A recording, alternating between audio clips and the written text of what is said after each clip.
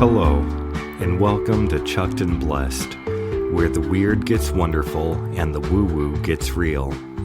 I'm your host, Charles Crooks, psychic, teacher, and guide on this deep dive into grounded spirituality. Let's keep it honest, curious, and connected. Here we go.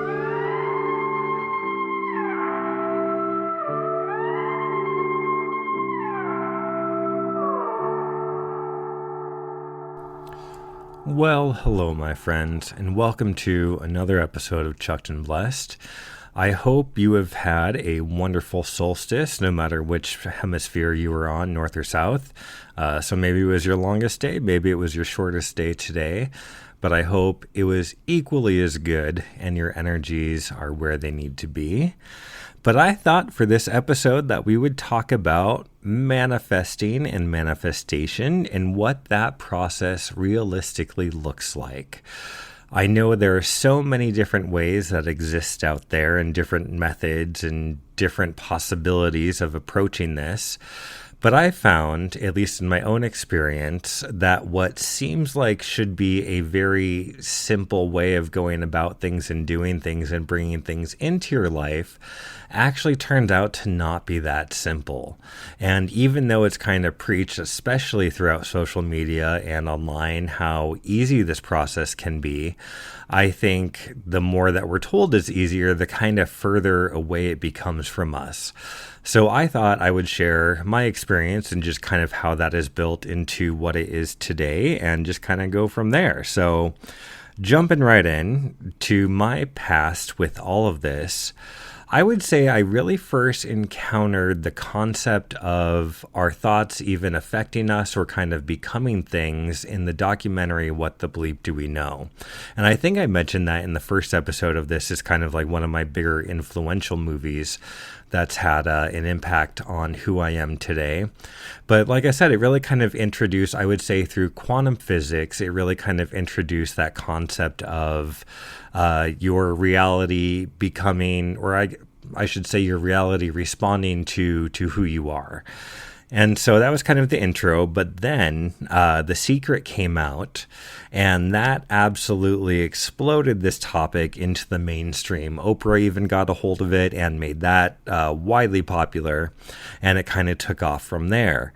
So I, of course, like many, I watched the movie The Secret, and I got the book, and I tried to follow along and do what it told me to do, and I saw very, very little change within my own life. So I just kind of figured out that I was doing something wrong, or that maybe this process wasn't meant for me, but I still had a lot of fascination in it, because who wouldn't want the possibility of like your thoughts attracting things, especially the good things in life. So I still always kind of had an interest in it and pursued all sorts of different techniques and teachings in different ways. But I wouldn't say that I found great success with any of them really. So I still was never really sure if it was working for me or if I was really having an influence in anything in my life or anything that I wanted to come into my life. And so as I went about my life and continued on with things, I would still have things kind of pop up, maybe some coincidences, or you'd have those moments where you kind of feel like the universe might be speaking to you, but they never lasted, or I never really had anything super big that was like, I really created that. But while I was in my clairvoyance training, I did a short stint as a delivery driver for work while I was between jobs, like food delivery, kind of like Uber Eats, but it was just a little local company before Uber Eats and the big ones even existed. And so I remember there would be times where I would see a home that looked really interesting, or maybe I had never noticed before, and I thought, oh, that would be really cool. I'd love to check out that home sometime or kind of see what's inside of it. And in the very next day, I would deliver to that exact home. Now, this happened about 4 or 5 times in a row where I would have this very clear, I would say curious thought, not so much of a want, or be like, I'm going to make that happen. It was just more of a thought that passing thought, I would say, that kind of came and went and be like, oh, that's a cool place. I'd love to see it. And so with it happening more and more within these 5 times, it really gave me a sense that this was actually coming from me instead of a source outside of me. I had very direct correlation to the thoughts that were within me to how it manifested into reality. So it was the real first indication that I ever had that there was something within me that could be reflected out to the outside in that way.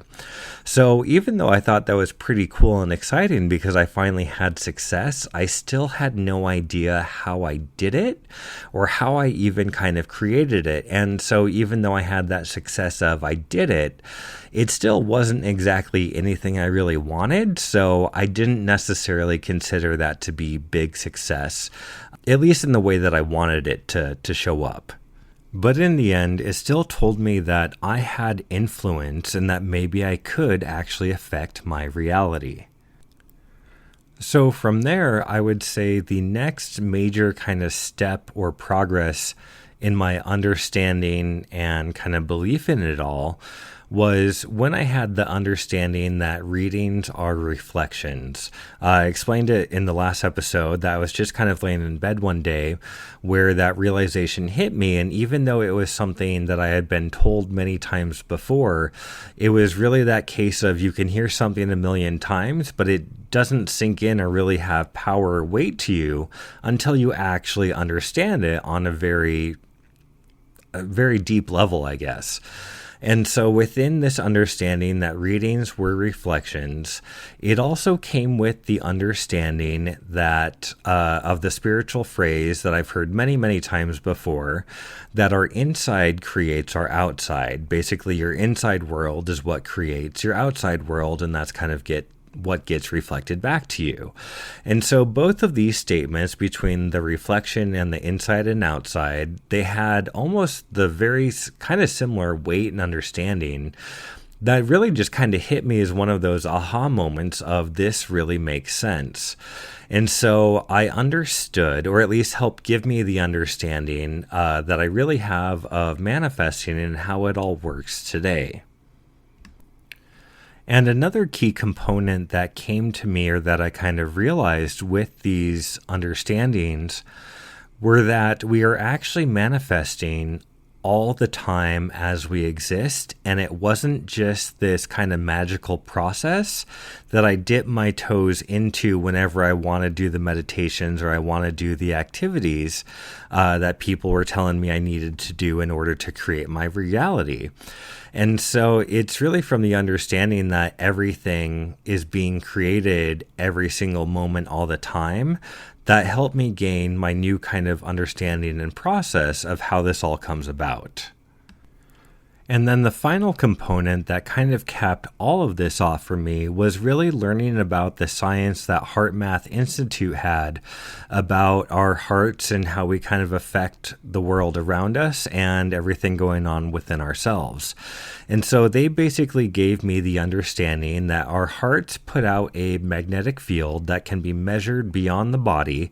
There's nothing mystical about this. This is just straight up science that they have. And it's also been found that being a magnetic field, it carries information. And so if we can feel each other's fields outside of our bodies that our hearts radiate, I think if we have a sensitivity to those fields, we can pick up on the information in our fields or the other people's fields. And so what exactly is that information? I think it's the information of our thoughts and our feelings that's being carried in our field outside of ourselves. And so really, to me, that was kind of the understanding that I had of, or at least I guess I would say the closest scientific understanding that I have of how being psychic works. I very much think that being psychic is just a sensitivity to magnetic fields and other energies that we might not necessarily have full understanding of yet. But I really think that it's those sensitivities that allow us to pick up on these signs and symbols that can then be interpreted into our own kind of language or our own understanding. And so that really resonated with me as far as how we're kind of interacting with the world on an energetic level, or not just with the world, I would say, but also with others too. That at least really resonated with me on a deep level.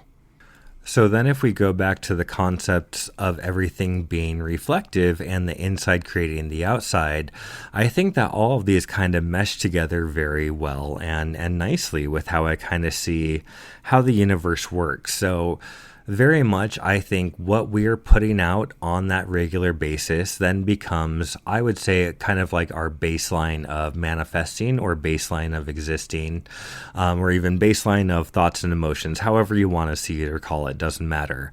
But we all have this way of existing in this world that is pretty habitual to us.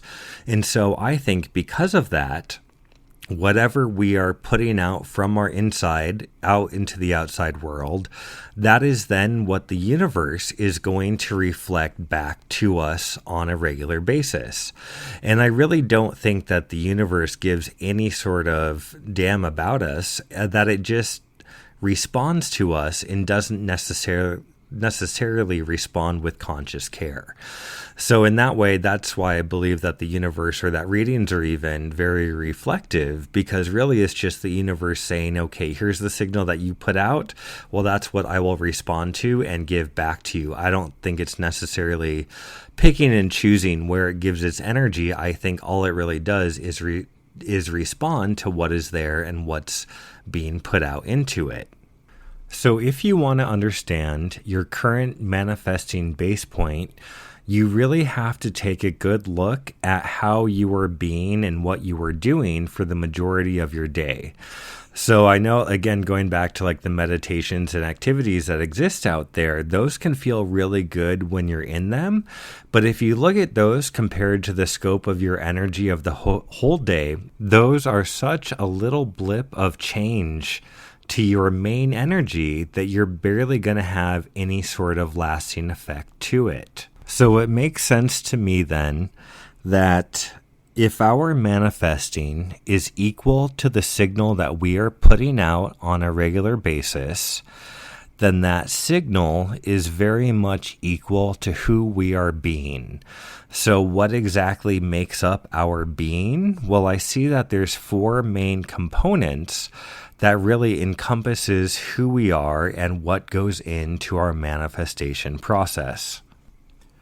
I believe those 4 components are aligned thoughts, emotion, sense of presence, and action. Now, I also want to point out that aligned does not mean good or bad. It literally just means in line with each other. And for example, I will say if you are having thoughts and emotions that are aligned with stress, and then your actions equally back that up, especially if you're acting from a place of survival or fear, and then you even have a lack of presence surrounding all of that, you're probably going to manifest more stress, more stressful situations, and more things that will create those same reactions and will create those patterns over and over. Whereas equally, if you have more thoughts and emotions aligned with gratitude, if your actions match that up as well, and you have a strong sense of presence to your life and what's going on as you think, feel, and do, well, then equally, the universe is going to match that as well. And so I very much believe that while attraction is a component of manifestation, I have to say that I don't believe that attraction is law. So now, ever since The Secret came out, there are all sorts of things about the law of attraction. And I really had to think about this and think about, do I agree with this? And do I agree with the teachings of attraction being law? And I have to say that I don't. I very much believe that attraction is real, as I experienced it myself in my delivery driver story. There was definitely an attraction of the thoughts and feelings that I had that got me into those situations where I would have the actual things come manifest from those thoughts and feelings.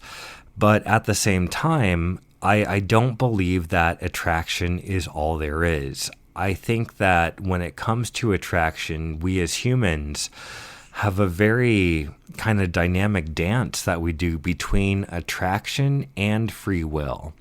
And so for this, to illustrate kind of some of these points, I'm going to pick on one of the biggest names within the law of attraction, and that is with Esther and Jerry Hicks. And if you don't know them, Esther channels the essence or being, kind of collective being known as Abraham.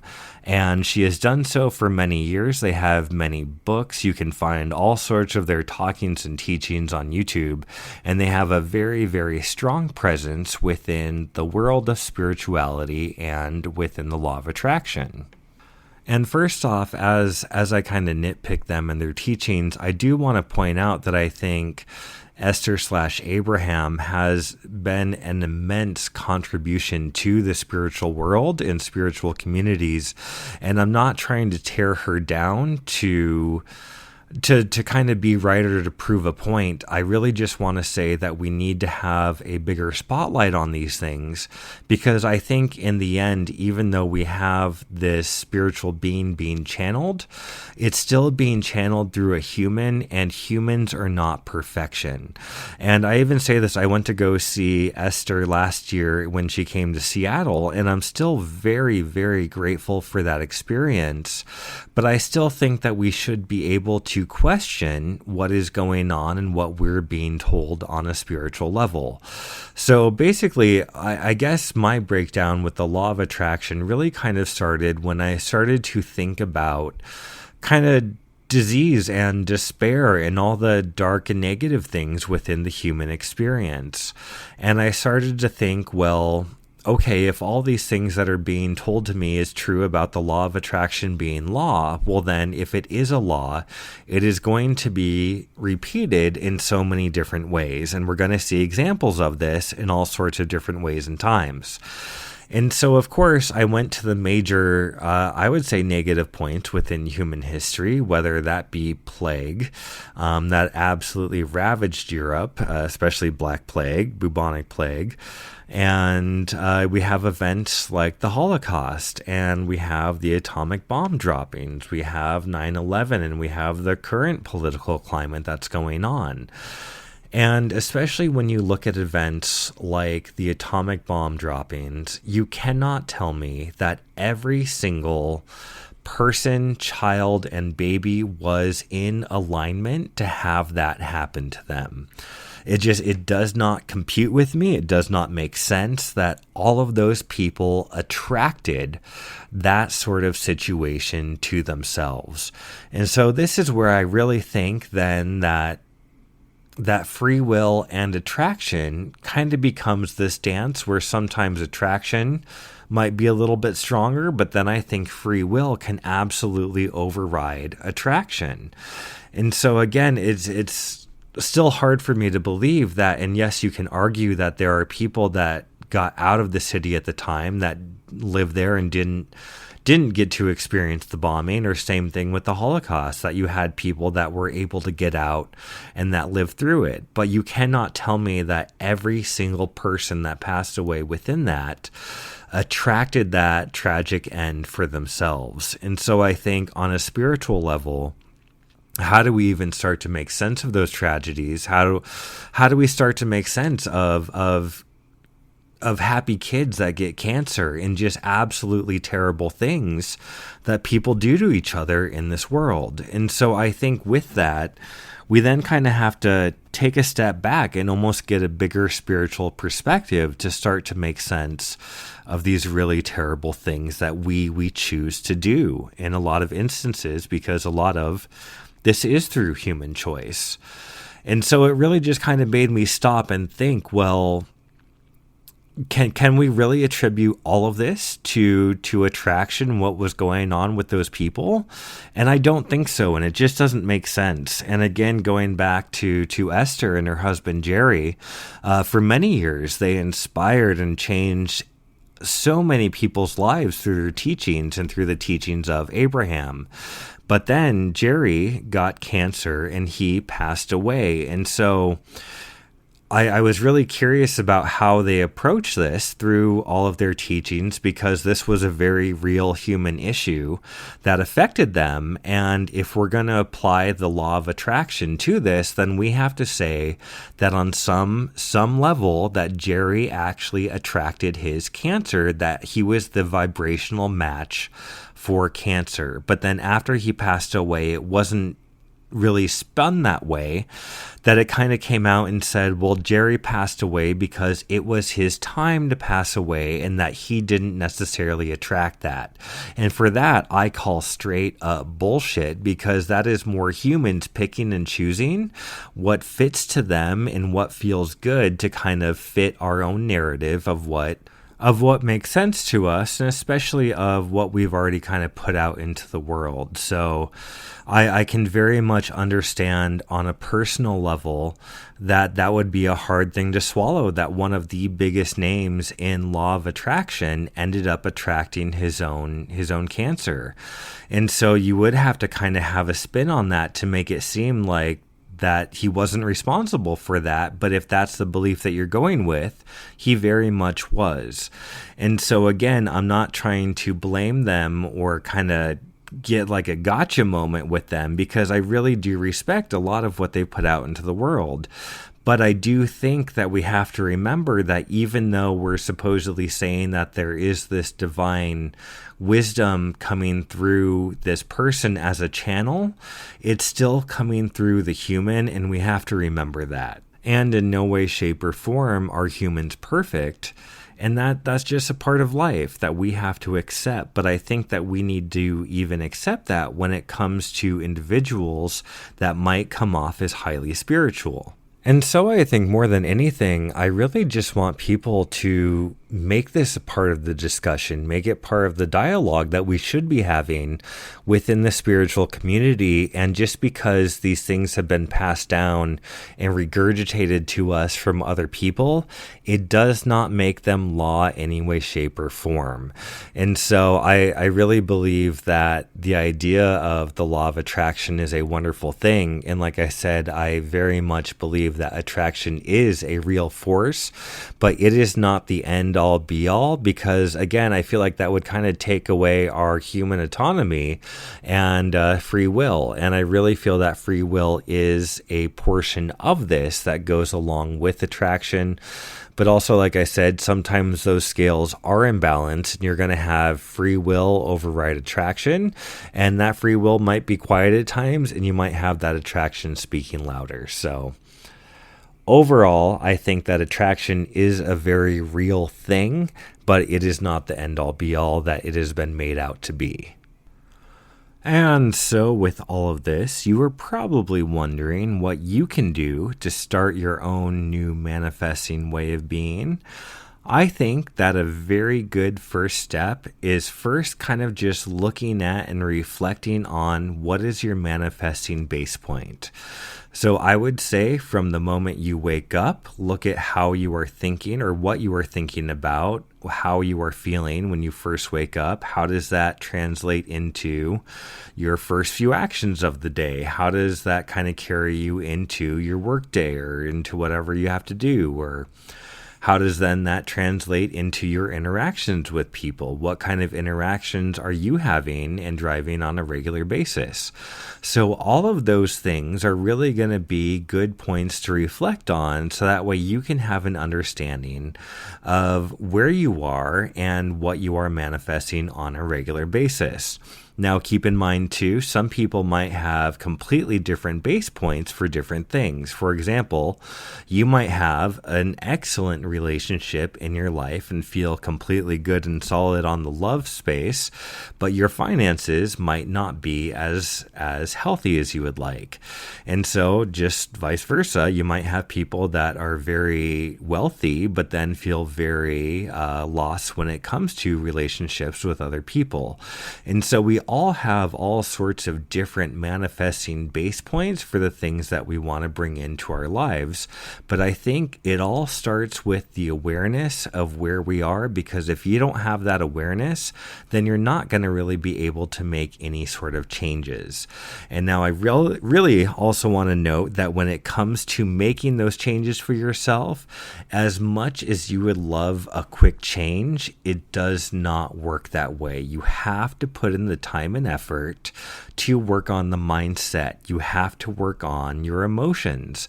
You have to work on your sense of presence, and you probably also have to work on your sense of taking aligned action. And I want to say that the aligned action is very important too, because I know for myself that especially when I'm in those stressful moments, I will act and kind of flail and really kind of have no sense of where I'm going, or try to act out of survival, or try to act out of, all right, I got to figure this out. But really, I now have to ask myself, is this what I want to do aligned with what I'm actually doing? And a lot of times the answer is no, in that I want to take action out of fear, or out of a fear response to try to make something happen to make myself feel better. So really, I would say, again, just starting with the evaluation of where you are, how you react to things, how you deal with people, all of that, all of those different situations go into your manifesting base point. And now the purpose of also doing this exercise isn't to then make yourself feel bad for all the things that you don't like in your life that keep showing up, but you can't change anything if you don't have the awareness. So again, the awareness isn't to make you feel bad, but you got to have that awareness in order to make the change. And also when it comes to making those changes, I just really, really want to stress that this is not a quick process. It really takes time and it takes effort to make consistent change, because you are literally changing who you are being as a person. And those changes are not going to come just overnight. It takes consistent work of you being aware of those patterns and programs that you have existed in within years. And so you got to give yourself some grace and some space to really just tell yourself that if you are working the process, it's not going to be perfect. It's probably going to be messy, and that is okay. And so you got to be kind to yourself, got to be kind to others as you're navigating this too, because chances are you're going to kick up all sorts of your own emotions that are going to make you feel all sorts of ways. But again, it's not to feel bad about that. It's because you're going through the process of learning and growing. So you have to be kind to you and give yourself the time.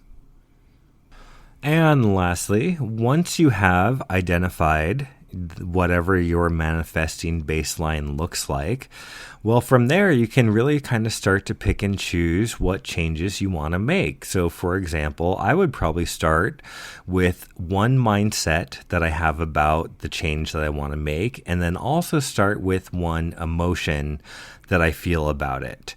And then from there, I can start to use the tools that I have to start to work on that mindset, or start to work on how I feel about things. And from there, you can really start to change that base point. And you start to then create a new base point if you start to feel and think those things regularly. So again, it's just something that takes effort. It takes a lot of practice. It's not necessarily easy to do all the time, but it's very, very possible. It just takes, again, that diligence to really say, I am going to be greater than the thing that's going on within myself in order to make that change. And so that is going to wrap things up for this episode, but I very, very much believe in you. And if you want to make manifested changes into your life, you very much can, but you just got to start somewhere and start with that first step of awareness. So if you have any questions, want to talk about this more, by all means, please reach out to me. And I would love to hear your thoughts and feelings. And even if you do disagree with how I feel on the law of attraction, let me know, because like I said, that still needs to be a discussion that we're having within this community. And so in the next episode, we are going to look at HeartMath Institute specifically, as I'm a little bit obsessed with them, as they have had such a positive influence and impact on my life. And so we're going to talk a little bit about the science next time, and really kind of what that has done for me and what it looks like to put their techniques into motion and into our lives. So that is all I've got for today, and I cannot thank you enough for being here and being open to what I have to say. So if you would like more, you can always visit charlescrooks.com or email me directly at info@charlescrooks.com, or even find me on the socials on TikTok at Chucked and Blessed, or if you find me on Instagram, that is at Charles R. Crooks. You do need that little R in there to find it. And so if you want to book a reading, you can reach out any way, shape, or form to arrange that. But may you forever be chucked and blessed, and may you go into this world with clear eyes and an open butt. Until next time, stay curious, my friends.